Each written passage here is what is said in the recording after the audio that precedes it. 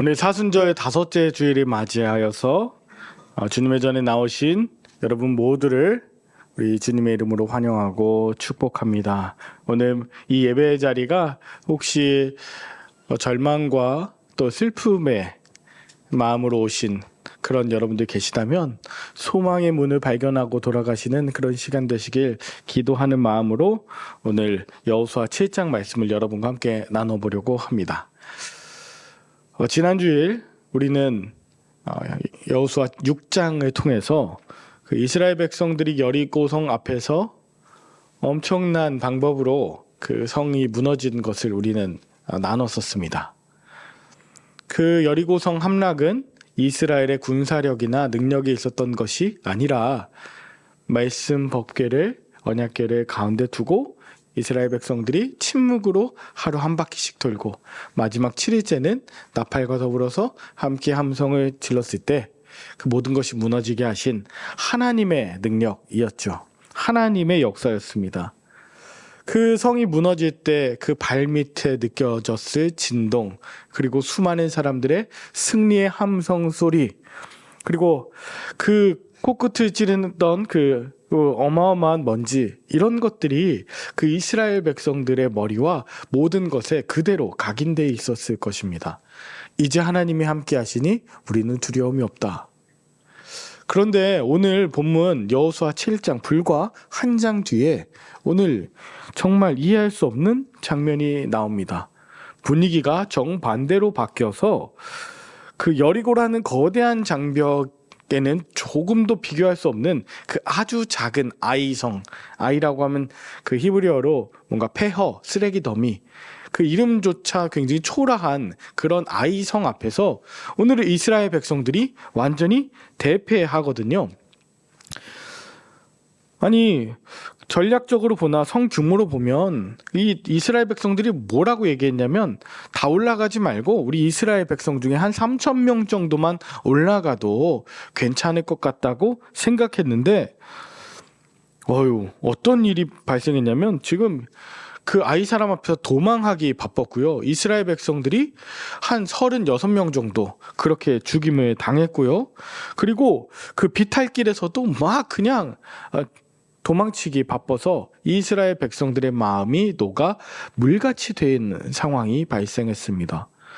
이 백성들의 마음이 녹아 물같이 되었다. 이건 여리고성 사람들이 경험했던 그런 일들 아니었습니까?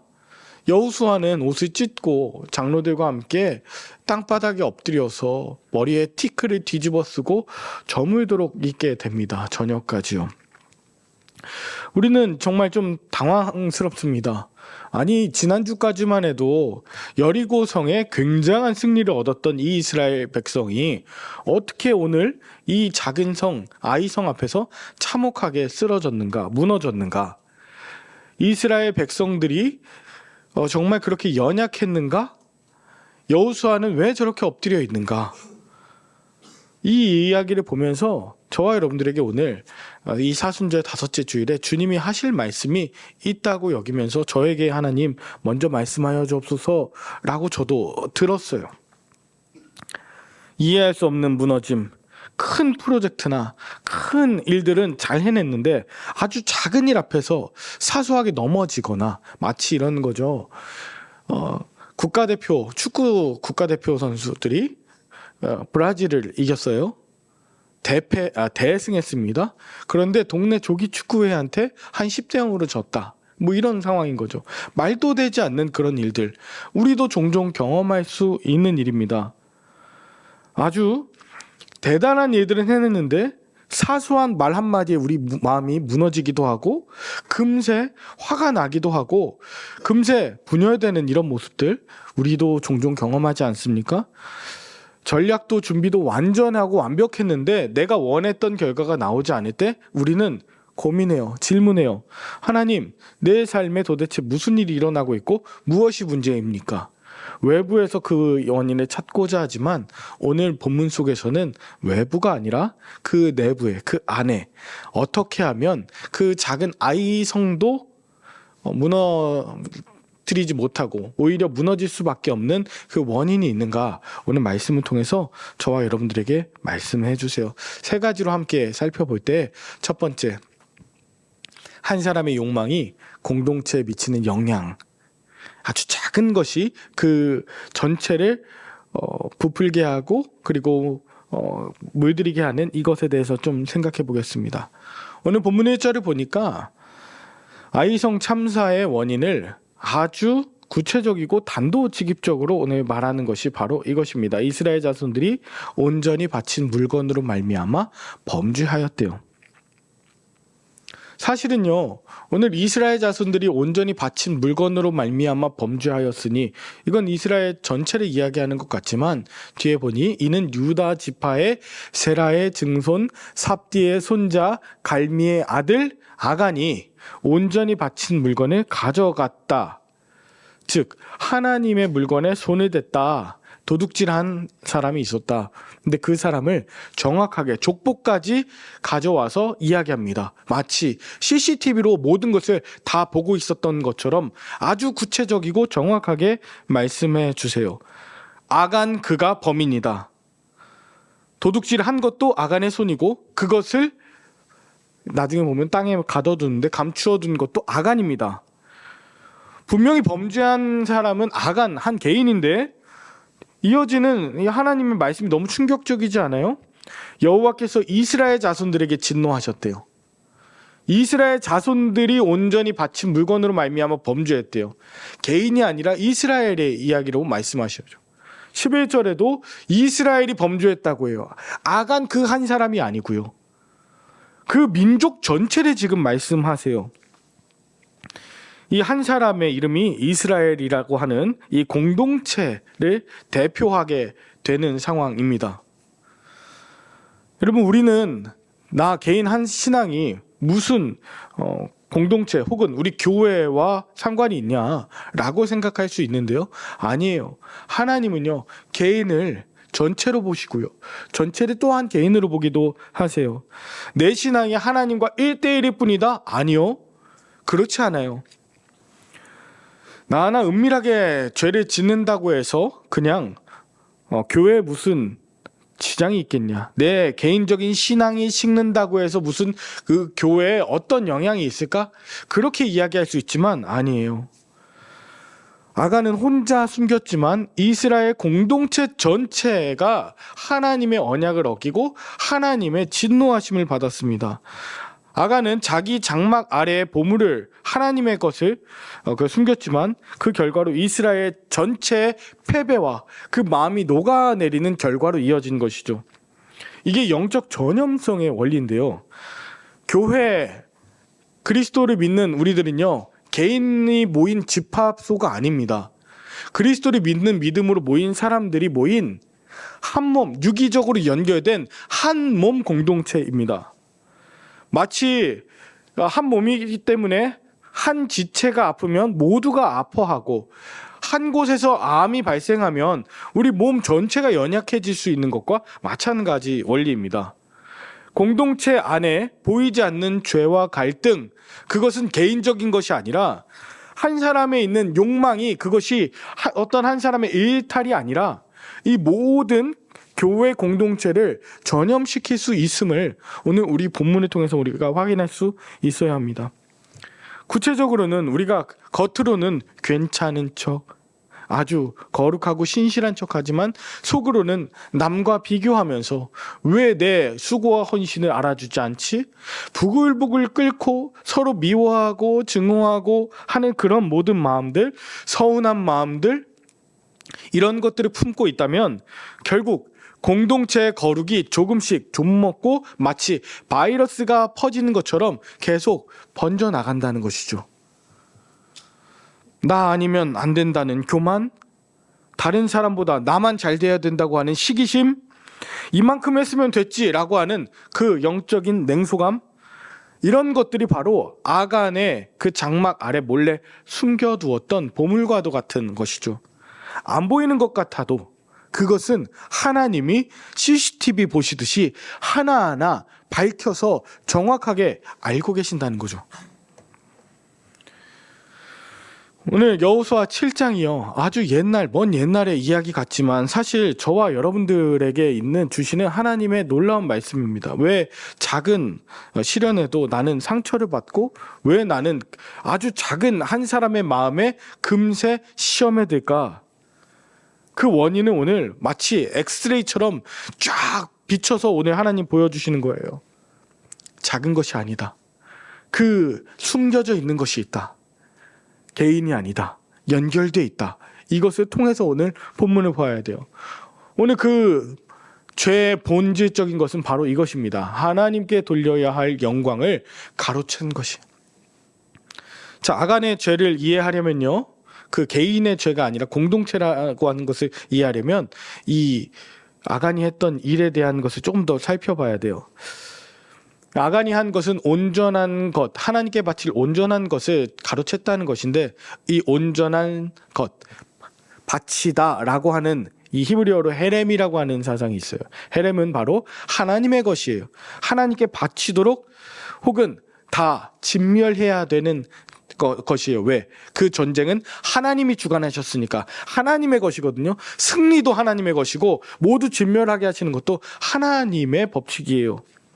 그러니까 단순한 그 전리품을 수거한 일이 아니라 오늘 아간은요, 하나님의 전쟁의 모든 것을, 그 영광을 지금 자기가 몰래 가로챈 것이거든요.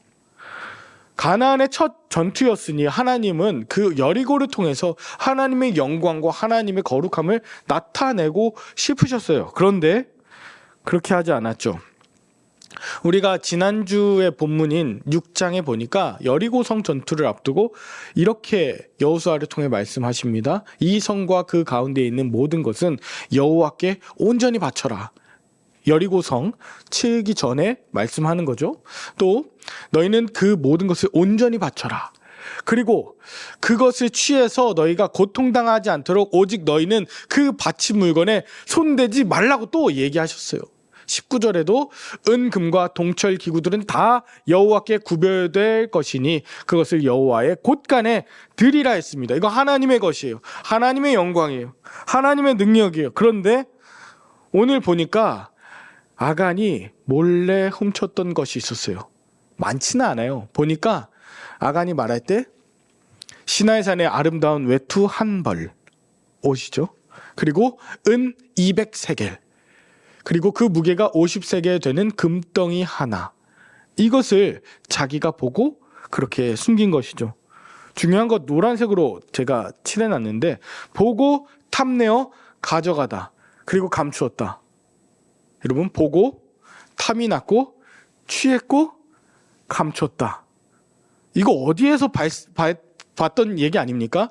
하나님의 것은 손대지 말라고 했는데 하나님의 것을 보고 그리고 탐내서 그것을 가져다가 먹고 몰래 숨었던 아담과 하와가 생각나는 거죠. 하나님의 것이니, 선악과는 하나님의 것이니 손대지 말라고 그렇게 이야기했음에도 불구하고 아간이 똑같은 일을 또 하고 있는 거예요. 마치 이 일을 벌였을 때 하나님의 마음이 너무너무 상하셨을 거예요. 아담과 하와를 통해서 했던 그 소망, 그 일이 또다시 그 상처가 반복되는 것처럼 하나님이 느끼셨을지 모르겠습니다. 그러니까 이거는 단순한 절도 사건이 아니에요. 자, 하나님의 명령을 기어코 어긴 그 자기도 몰래 어떻게 할 수 없는 탐욕이 벌여낸 그런 엄청난 범죄의 현장입니다. 그리고 자기 만족을 하나님의 말씀보다 더 우선하는, 이걸 우상숭배라고 하는데요. 자기를 섬기는 자기 우상숭배의 장소가 바로 오늘 본문의 이야기였어요. 자, 오늘날 우리에게 이런 외투 한 벌, 은금 덩어리, 이런 것들은 무엇일까요? 아니, 하나님의 영광인데 내가 한 것처럼 착각하게 만드는 일들은 무엇일까요? 목회자인 저는 종종 그것을 경험하고 유혹을 당합니다. 이 예배는 하나님의 영광, 하나님의 것이고 하나님께서 기뻐하실 만한 하나님의 시간인데 때로는 어떻게 설교를 잘해가지고 성도님들의 마음을 좀 어떻게 해서 반응을 좀 어떻게 하면 빛날 수 있을까? 하나님의 자리와 영광을 독차지하고 싶은 그런 유혹들이 가끔씩 스물스물 올라올 때가 있어요. 주님의 몸이고 주님이 사랑하시는 종들이라서 섬기는 여러 가지 봉사하는데도 하나님의 영광이 아니라 나 좀 알아주지, 이거 내 이름 좀 기억해 줘야 되는 거 아니야? 라고 하는 그런 마음들이 올라오실 때도 있으시죠. 하나님의 영광을 내 것인 것처럼 내가 했다라고 이야기하고 싶으실 때도 있으실 거예요. 그거는 오늘 하간의 마음이에요. 오늘 마태복음 예수님이 6장에 보면 사람에게 보이려고 그들 앞에서 너희 의를 행하지 않도록 주의하래요. 그리하지 아니하면 하늘에 계신 너희 아버지께 상을 받지 못한다. 사람들에게 인정받고 싶고요, 하나님 것을 내가 대신 독차지해서 내 인정을 사람들의 마음을 독차지하려고 하면 결국 하나님 아버지께 상을 받지 못하는 것이 아니라 벌 받아요. 오늘 아간의 모습이 그러했죠. 새벽에 누가복음 9장을 보는데 예수님이 십자가에 내가 달릴 거라고 그렇게 말씀하시는데, 아무리 고난을 이야기하셔도 지금 제자들은 뭐라 그러냐면요, 이 말씀을 묻기도 두려워하더라 라고 하는 그 바로 뒤에 제자 중에서 누가 크냐 하는 변론이 일어납니다. 예수님은 자신을 마치 헤렘, 거룩한 것, 온전한 것으로 하나님께 영광 바치면서 드리고 있는데, 제자들은 그때를 이용해서 자신 아간처럼 그 전리품을 몰래 숨기고 어떻게든 이때를 활용해서 내가 높아지려고 하는 이런 모습을 보이고 있다는 것이죠. 이 자기 욕심과 이 자기 욕망의 끝 모습을 보여주고 있어요. 그래서 사도 바울은 갈라디아서 1장 10절에 사람들에게 좋게 하랴 하나님에게 좋게 하랴, 여러분들 이렇게 고민하시죠? 사람들에게 기쁨을 구하고 사람들의 기쁨만을 위한다면 나는 그리스도인이 아닙니다. 이것을 이야기하고 있어요. 하나님의 영광을 구하고 하나님의 기쁨을 구하고 하나님의 것을 손대지 않는 것, 하나님의 거룩함을 정말 기억하는 것, 그것이 그리스도인의 모습이라고 오늘 사도 바울이 갈라디아서를 통해서 말씀하고 있죠. 여러분, 하나님의 것을 몰래 감추는 행위는요, 이거는 단순한 죄가 아니죠. 영광의 방향이 틀어지고, 그리고 사람들의 박수와 평가, 나를 알아주고자 하는, 야, 이 정도 요거 가지고 뭘 그래, 하나님이 하나님이 그렇게 째째한 분이에요 라고 평가절하하고, 그렇게 비난하는 내 모습이 얼마나 큰 죄악인지 오늘 이 본문을 통해서 우리에게 보여주고 계세요.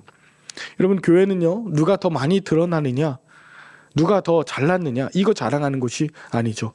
하나님만 빛나시면 됩니다. 오늘 누가 더 높으냐보다 더 중요한 건 누가 더 많이 낮아져서 서로를 섬기고 정말 위해서 중보하느냐, 이것이 우리 교회 안에서 믿는 사람들 간에 비춰줘야 되는 생명의 빛이죠. 내 이름이 남는 것이 아니라 주님의 이름이 남는 그 삶, 그것을 위해서 모인 분들이 저와 여러분이길 소망합니다. 마지막 세 번째, 회개를 통해 거룩함을 회복하라. 아골골짜기, 여러분 아시죠? 아골골짝 핀들에도 이따가 결단 찬양할 건데요, 그 절망의 골짜기에 대한 이야기입니다. 패배의 현장, 여호수아가 할 수 있었던 것은 그저 엎드려서 먼지를 뒤집어 쓰면서 날이 저물도록 그렇게 울면서 하나님께 기도하는 것뿐이에요. 슬픕니다. 주님, 어찌하여 이 가나안 족속들에게 우리가 다 멸망을 당하겠습니까? 오늘 함께 읽으신 7절과 9절에 우리가 가나안에 와서 이 모든 사람들에게 넘겨져 멸망당하고 있습니다 라고 그렇게 울고 있어요. 그 기도가 얼마나 처절했을까요? 그런데 하나님은 바로 그때 오셔서, 오늘 읽지는 않았지만 그 오늘 읽으신 본문 그 이후에 10절 11절에 따뜻한 위로가 아니라요, 뭐라고 말씀하시냐면 이렇게 말씀하십니다. 일어나라, 어찌하여 이렇게 엎드렸느냐. 이스라엘이 범죄하여 내가 그들에게 명령한 나의 언약을 어겼으며 또한 그들이 온전히 바친 물건을 가져가고 도둑질하며 속이고 그것을 그들의 물건들 가운데 두었느니라. 여러분, 따지고 보면 아간 한 사람의 죄가 아니라 이스라엘 모든 사람들의 마음에 그런 탐욕이 있었던 거죠. 그러면서 이어서 말씀하시기를, 거기서 끝나지 말고 너는 일어나서 백성을 거룩하게 하여 이르기를 너희는 내일을 위하여 스스로 거룩하게 하라. 일어나서 내일을 위해서 거룩하게 할 소망을 품으라고 말씀하세요. 참된 회개는요, 단순히 눈물만 흘리고 엎드려서 어떻게 합니까? 라고 하고 끝나는 것이 아니에요. 그것은 일어나는 것이에요. 그리고 거짓과 그 죄악을 찾아서 오늘 스스로 거룩하게 하는 일이에요. 그 일이 이제 계속 13절에 나온 것처럼 이스라엘의 하나님 여호와의 말씀에 이스라엘아 너희 가운데 온전히 바친 물건이 있나니 너희가 그 온전히 바친 물건을 너희 가운데서 제하기까지는 내 원수들 앞에 능히 앞서지 못한다. 제하라, 제거하라. 그 욕심과 죄악, 그 모든 결과를 책임지는 것이 바로 회개입니다. 하나님은요, 그 공동체 이스라엘의 거룩함을 지키게 하기 위해서 오늘 말씀하시길 그것을 제거하라고. 그게 회개라고. 여호수아에 엎드려 있는 것만이 능사가 아니야 라고 말씀해 주세요. 그래서 그 아까 말씀드린 그 아간이 가져갔던 외투 한 벌, 은 200세겔, 금 덩이 50세겔 정도 되는 것을 가지고 와서 그것을 불로 태우고 그리고 아간도 돌로 쳐 죽입니다. 회개한다는 건 죄에 대해서 자복하고 그리고 그 모든 일에 용서를 구하면서 책임을 지는 것이죠. 결과에 대해서 책임을 지는 것입니다. 오늘 이 본문이요, 그냥 처절하게 아간이 죽었다는 것으로 끝났다.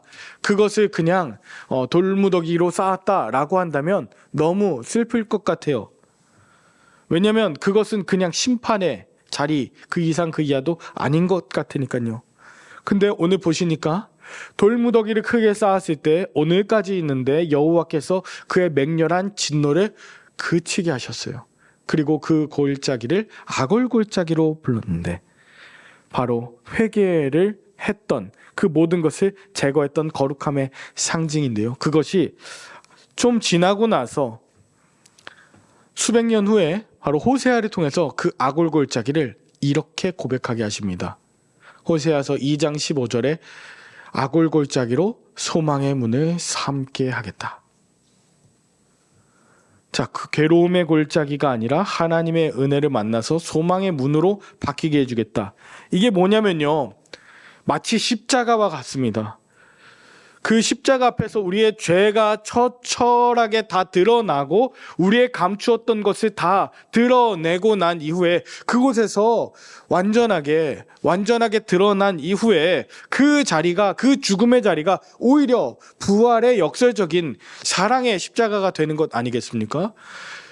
많은 후배들이, 많은 이후의 사람들이 아골 골짜기를 보면서 자신의 죄, 탐욕을 보고 그리고 거기서 끝나지 않고 그렇게 회개할 때, 그리고 정결함으로 거룩함으로 우리가 살아가고자 할 때 그것이 죽음의 골짜기가 아니라 소망의 문이 된다라는 것을 오늘 하나님은 알려주고 싶으셨어요. 그리고 오늘 우리가 읽진 않았지만 8장 1절에 가면 바로 여호와께서 여호수아에게 이르시되 두려워하지 말라, 놀라지 말라. 이제 군사를 다 거느리고 일어나 아이로 올라가라. 보라, 내가 아이 왕과 그 백성과 그의 성읍과 그의 땅을 다 내 손에 넘겨주었다. 아골골짜기 이후에 이 말씀을 해 주시는 거죠. 거룩함을 회복하고 그 죽음의 골짜기가 소망의 문으로 바뀌게 되는 장면은 회개함 이후입니다. 이 일로 말미암아 아이성을 아주 쉽게 정복할 수 있게 된 것이죠. 자, 저와 여러분들의 인생의 순간에 아골골짜기 같은 그런 상황들이 나타납니다. 나의 은밀한 잘못이 드러나거나 공동체 앞에서 공개적으로 수치심을 당하는 일도 있어요. 죽음의 골짜기 같은 아골골짜기, 거기서 끝나면 안 됩니다. 하나님께서는 그 일을 통해서 공동체 전체를 회복시키시고 그리고 거룩하게 하시고 다시 일어날 수 있는 소망의 문을 열길 원하세요. 때로 많은 사람들 앞에서 수치와 조롱, 때로 굉장히 내 죄가 드러날 때 부끄러울 때도 있으실 거예요. 왜냐하면 우리 모두는 연약합니다. 우리 모두는 사실 탐욕이 많잖아요. 연약한 정도가 아니라 악하잖아요. 그것이 드러났을 때 어떻게 하면 좋겠습니까? 오늘 아골골짜기를 기억하시길 바랍니다. 오늘 그 아골골짜기와 같은 오늘 십자가를 바라보시길 바라요. 오늘 하나님께서 저와 여러분들에게 그 숨겨졌던 그 여러분의 장막 가운데 감추었던 것을 다시 드러나게 하시는 이유는 우리를 심판해서 죽이게 하시려는 것이 아니라 그걸 통해서 거룩하게 하며 그 일을 통해서 소망을 발견하게 하려 하시는 것입니다. 말씀을 마무리합니다. 오늘 저와 여러분들 이 여호수아 7장의 말씀이 굉장히 좀 무겁게 느껴지실 수 있어요. 누군가를 향해서 휘두르는 날카로운 칼처럼 그렇게 느껴지실 수도 있습니다. 맞아. 그 사람 아간 같았어.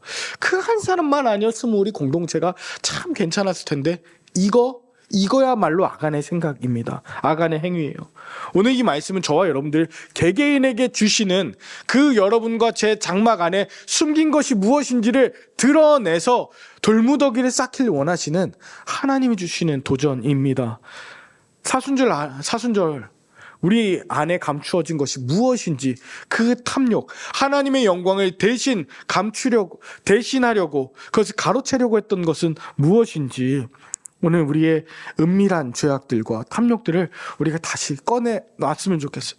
꺼내야만 오늘 하나님이 주시는 그 고난의 자리를 통과하여 부활의 자리로 나아가게 될 줄로 믿습니다. 모쪼록 사람의 박수 인정 조금 좀 합시다 이러는 내 욕심이 아니라 하나님께서 말씀하신 그 말씀으로 나뿐 아니라 우리 옆에 있는 거룩한 우리 지체들도 살리고 정직함으로 바른 관계를 이루어서 하나님 주시는 참 평화와 승리의 길을 함께 걸었으면 좋겠습니다. 그런 저와 여러분들의 사순절 될 수 있기를 우리 주 예수 그리스도 이름으로 간절히 축복하며 기도하겠습니다. 하나님 아버지, 오늘 여호수아 7장을 통해서 거울 앞에 우리 모든 열림교회 교우들이 섭니다. 우리는 때로 크고 작은 성공 때문에 우리의 교만함을 보지 못했고 나 하나쯤이야 라고 하는 그런 안일함으로 공동체 전체가 힘들었음을 인정하지 않았습니다. 주님, 우리 안에 깊이 뿌리 박힌 이 탐욕들, 죄악을 주님 불쌍히 여겨 주옵소서. 사람들 칭찬 한마디에 우쭐하고 평가 한마디에 낙심하며 물같이 녹아내렸던 내 마음을 주님 불쌍히 여겨주시고 정작 하나님께 돌려야 할 영광의 전리품을 내 장막 아래 움켜쥐고 감추어 두었던 내 교만 또한 용서해 주옵소서. 주님, 간절히 구하오니 우리 열림교회 모든 성도님들의 거룩을 회복시켜 주옵소서. 우리 안에 감추었던 그 욕망과 은밀한 죄악을 주님의 보혈로 깨끗이 씻어 주시옵소서. 누구를 탓하기보다 주님, 바로 제가 그 아간입니다라고 고백하면서 함께 가슴을 치는 회개의 영을 부어 주옵소서. 주님, 우리의 부끄러운 아골골짜기를 소망의 문으로 바꾸어 주시는 주님의 신실하심을 오늘도 신뢰하며 찬양합니다. 우리 거룩하게 회복된 우리 열림 공동체, 우리 모든 가정과 우리가 섬기는 모든 직장, 이 나라 민족 위에 다시 겸손함으로 열어주실 승리를 기대하며 우리를 위해 친히 거룩한 제물이 되어주신 주 예수 그리스도를 따르는 우리가 되게 하여 주옵소서. 예수님의 이름으로 기도 올리옵나이다. 아멘.